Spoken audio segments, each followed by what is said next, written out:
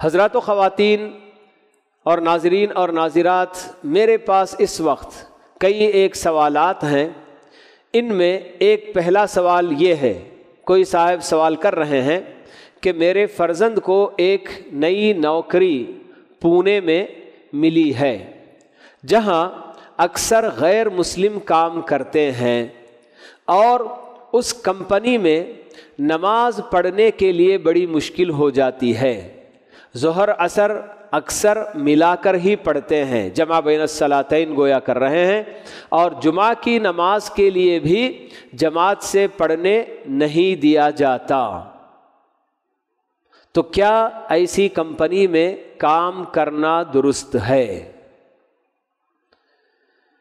دیکھیے، ایک مومن اور ایک مسلمان کے لیے دنیا سے کہیں زیادہ اس کی اپنی آخرت اہم ہونی چاہیے۔ کوئی بھی ایسا کام کہ جس کی وجہ سے میری دنیا بنتی نظر آئے اور آخرت بگڑتی نظر آئے، ایسے کام سے میں بالکل دور بھاگوں، دستبردار ہو جاؤں، یہی ایک مومن کے ایمان کا تقاضا ہوتا ہے۔ اللہ کے نبی صلی اللہ علیہ وسلم نے بتایا کہ آخری زمانے میں ایسے ایسے فتنے آئیں گے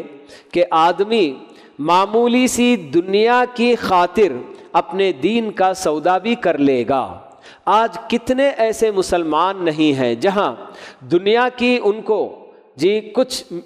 نعمتیں مل جاتی ہیں، اچھی تنخواہ، اچھی سیلری اور بہت ساری سہولتیں جب مل رہی ہیں، مگر ان کے مقابلے میں ان سے ان کا دین چھینا جاتا بھی ہے تو انہیں کوئی پرواہ نہیں نظر آتی ہے۔ بالکل اپنی اس دنیا کے چند روزہ زندگی، جس میں ہم سب جانتے ہیں کہ ہمیں 60-70 کم زیادہ بس اتنی زندگی گزارنی ہے، اور اس کے بعد آخرت کی سفر پر ہم کو روانہ ہونا ہے، مگر اس کے باوجود دنیا کی ریل پیل، دنیا کی جو آسائشیں، دنیا کی جو اس وقت کی زندگی دیکھتے ہیں تو مسلمان بھی یہی سمجھتے ہیں کہ ہمیں بھی ان سب چیزوں سے فائدہ اٹھانا چاہیے، ہمیں پیچھے نہیں رہنا ہے، جس کی وجہ سے دین کی کوئی پرواہ کیے بغیر دنیا جس طرح سے بھی مل رہی ہے اسے حاصل کرنے کی کوشش کرتے ہیں۔ تو یہاں جیسے کہ بتایا گیا کہ ظہر کی نماز ہمیں تو اللہ تعالیٰ نے یہی بتایا کہ ان الصلاۃ کانت علی المؤمنین کتابا موقوتا، ہر نماز کا اللہ تعالیٰ نے وقت مقرر کیا ہے۔ تو چند حالات ایسے ہیں جیسے سفر وغیرہ درپیش ہو تو اس میں اللہ تعالیٰ نے دونوں نمازوں کو ایک وقت میں جمع کر پڑھنے کرنے کی اجازت دی ہے، لیکن عام حالات میں جب آدمی مسافر نہیں ہے تو اس کے لیے کسی بھی طرح کی اس میں کوئی گنجائش نہیں رہتی، کوئی عذر نہیں رہتا کہ وہ ہمیشہ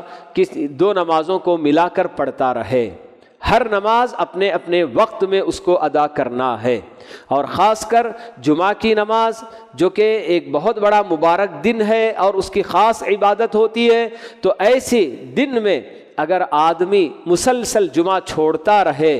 تو یہ بھی ایک بہت بڑی وعید اس پر ہم کو بتائی گئی ہے کہ 3 جمعہ اگر کوئی بندہ بلا ناغہ ایسے ہی بنا کسی عذر کے چھوڑ دے،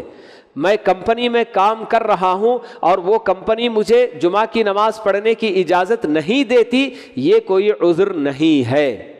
تو ایسی صورت میں بندہ دین سے نکل بھی جائے گا۔ مہر لگا دی جاتی ہے، جو بندے 3 جمعے بغیر یعنی بلا ناغہ مسلسل بغیر کسی عذر کے چھوڑ دیتے ہیں تو ایسے بندوں کے دلوں پر مہر لگا دی جاتی ہے، اور پھر وہ نہ خیر سمجھ پائیں گے نہ شر سمجھ پائیں گے، تو ان کی زندگی بالکل اجیرن بن کر رہ جائے گی۔ تو ایسی جگہ کام کرنا کہ جہاں مجھے میرے اپنے دین کے خلاف کچھ کرنا پڑ رہا ہے یا دین پر عمل کرنے میں رکاوٹ پیدا ہوتی ہے، تو ایسی کسی بھی جگہ پہ چاہے کتنی بہترین وہاں کی سیلری، اٹریکٹیو سیلری کیوں نہ ہو، بہرحال ایسی چیزوں کو ٹھوکر مار کر بندے کو باہر نکل جانا چاہیے۔ یاد رہے کہ ہمیں اللہ کے نبی صلی اللہ علیہ وسلم بتاتے ہیں کہ من ترک للہ شیئا عوضہ اللہ خیرا منہ، کہ کوئی بندہ اگر اللہ کی خاطر کوئی چیز چھوڑتا ہے، جیسے کہ اس طرح کے جاب ہیں یا کسی اور جو نا کیا گناہ وغیرہ میں مبتلا رہا، کچھ بھی رہا، یا خاص کر ایسے جو بالکل یعنی کہ جو کام کہ جس میں دین کا نقصان ہو رہا ہے، دنیا کا بس فائدہ ہو رہا تھا، مگر دین کی خاطر اگر اس دنیا کو ٹھکرائے گا، اللہ کی خاطر اگر اس